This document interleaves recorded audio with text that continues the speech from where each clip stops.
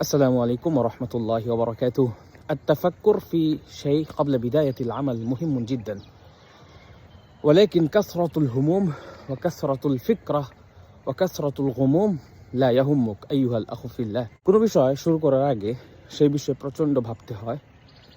আপনি 90% ভাববেন, 10% কাজ করবেন, এবং বাস্তবে এটাই হয়ে থাকে। কিন্তু কোনো বিষয় সম্পর্কে যদি আপনার ভাবনায় থাকে শতভাগ, কাজের সুযোগটা কখন? আমরা অনেকেই যারা আরবি কথোপকথন শিখতে চাই, ভেবেই যাচ্ছি বছরের পর বছর ধরে, শেখা কিন্তু আর হচ্ছে না। এটা আপনি খেয়াল করেছেন কিনা? আমাদের পেজের সাথে সম্পৃক্ত আছেন অনেক দিন ধরে, কিন্তু নতুন করে শুরু করাটা হয়ে উঠছে না আপনার। কেন হচ্ছে না? কারণ আপনি ভাবছেন একদিন হয়তো এমনিতেই সব হয়ে যাবে। আসলে এমনিতেই পৃথিবীর কোনো কিছুই হয় না। লা ইয়াখরুজু শাইউন মিন আদামিশ শাই। অনস্তিত্ব থেকে কোনো কিছুর সৃষ্টি হওয়ার নজির পৃথিবীতে নাই।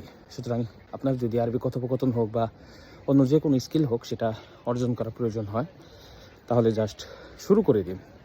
ইনশাল্লাহ শুরু করে দেওয়ার পর আপনার সামনে অনেকগুলো পথ খুলে যাবে।